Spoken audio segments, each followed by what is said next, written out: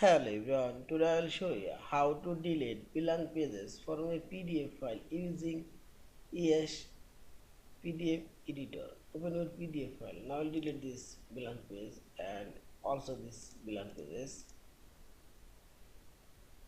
Now select this pages option and here you will find this delete option. Click on this and type your page number and page number 1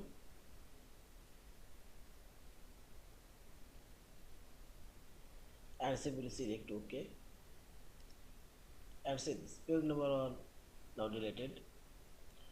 Also I will delete this last 3 pages. Again select delete option and page 9 number page I will delete 7 to 9 and type comma and select OK and see this blank page is now deleted. In this way you can delete as many as blank pages you want.